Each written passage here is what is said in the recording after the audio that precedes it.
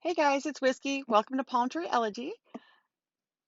Today, the life question is, or life work question is, how are you paying attention to or being aware of your surroundings and how things are interacting around and above you? Okay. So our poet today is Khalil Gibran, and he is a poet who was born north of modern day Lebanon, which is kind of considered Syrian. And he was born there. He moved to Boston, US, when he was 8 years old, and he'd bounce back and forth between the two countries during most of his life until he finally settled back in the United States. And he began writing his poetry and all these different things, multiple works of poetry and short stories and fables. And actually, I have it is the collected works of Khalil Gibran. And this book, I love it because it is actually six of his books combined into one. And because of where he came from, and he wasn't even schooled until he was a young adult.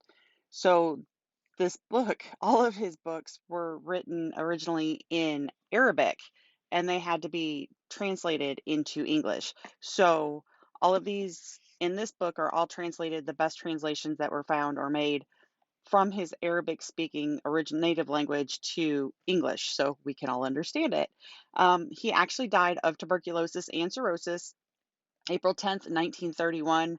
And his most known works, which is also in this book, was The Prophet, which was written in 1923. So, and I'm not doing this on purpose. Ironically, it keeps coming back to a lot of the artists and intellectuals and expressionists that I'm sharing are all coming back up from 100 years ago. And it's true what they say once you start really digging into it that this planet and this universe and all these things that happen in our lives are really on a cycle. There's a 100-year cycle, there's 20-year cycles, there's different cycles. And once you really start digging in and rooting things out, it's one of the reasons I'm on doing this show is because a lot of things that we learn today and we understand and the videos we watch and everything else are really rooted in the old dead guys from centuries ago, and it keeps coming back through and being translated and adapted to whatever that modern day is. So that's why we have palm treology, and that's what we're doing here. So the poem today is actually called War and the Small Nations. Once, high above a pasture where a sheep and a lamb were grazing, an eagle was circling and gazing hungrily upon the lamb.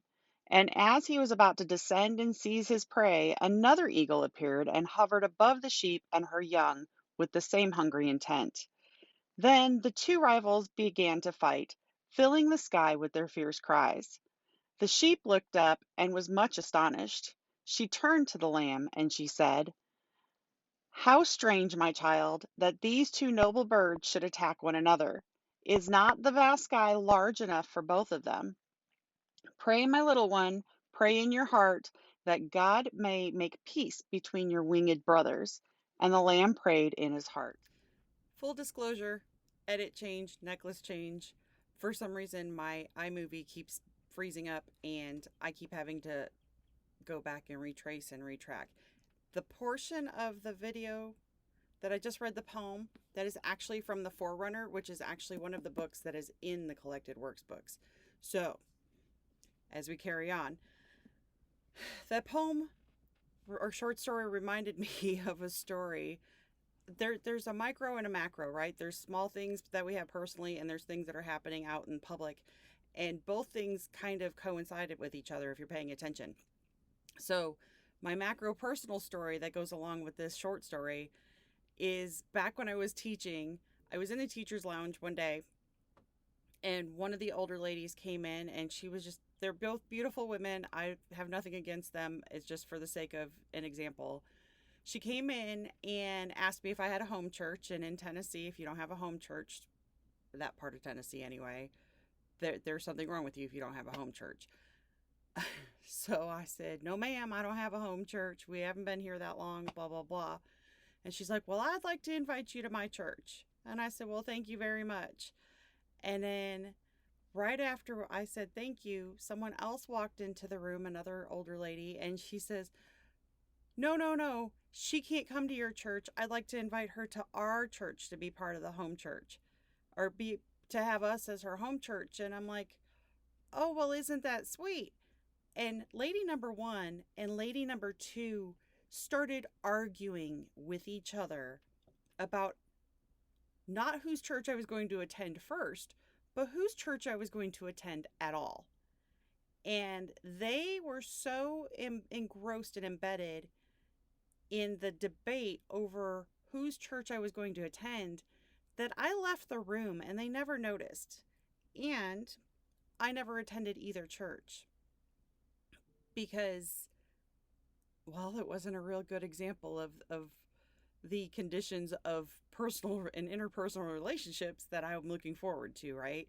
So right then and there, that was a turnoff. I'm like, it's a shame. I don't know what your church's message was, but if you two were being the sponsors or the advocates for your church, you did not help yourself. You did not help your church, right? And the same goes nowadays with the macro in our public. There's so much division, and a lot of us just sit here and watch all these teams, we'll say, go back and forth and just debate and sling mud. And there's I don't have to explain it. Everybody knows. And a lot of us are like, we want nothing to do with any of you. We're done with it because it's just, there's nothing productive, there's nothing constructive. And when you see people that just have to keep butting heads to if you have to stand on top of somebody else to make yourself feel better or feel more accomplished, you're not accomplishing anything. So that brings us right back to the irony of it's the sheep and the eagles in our short story. And there's actually two questions. Once I went back in between my two edits here, once I went back and really narrowed that question down, because my apologies, I stumbled through it when in the first section. It's actually two questions. And the first question for life work this week is, what are you doing when you see an argument? What are you doing when you see people taking sides and people going at it and all that craziness? You know, like the sheep in the story. Are you one of the sheep and are you following them all? Or are you one of the sheep in the field or like, well, bless their hearts, you know? And that's where I'm at. I don't have any ill feelings towards any side or anybody, but but on the same token, I think everybody needs a hug. Again, I'm right back at the hug again. Everybody needs a hug and to pull back and take a breath and ask themselves if it's being constructive. So what are you doing when you see arguments like that, or when you see people taking sides? Are you jumping on the bandwagon? Are you taking an outside perspective of all of it? What do you see? The second question is, what are you projecting if you were the Eagles? What do you think other people see in you if that's the stance, one of the stances you're taking? And ultimately, those eagles went hungry, right? That their entire purpose there was to eat. And because they had their direction, because they had their basically their egos got in the way, and because both of them had their egos in the way and they were fighting over who was first and who was going to be the ego that won out, they both lost dinner, right? They did not accomplish what they were trying to accomplish because their egos were in the way of what their actual motive was, which was dinner. So what are you projecting if you were the Eagles in this case? What are you projecting if you keep butting heads with somebody but you're not doing anything constructive and you haven't stepped back to look at yourself to even get that perspective? So thank you. I love you all so much. And sorry this is a day late. Just like the problem I had earlier today, I'm having issues with iMovie not wanting to keep up and do what it's supposed to do. So this is actually my third recording to get through this. But that's cool. I just learn more and we do more and we got this. So love y'all. Like, don't like, give me some comments, subscribe. We will see you later. Keep on rocking.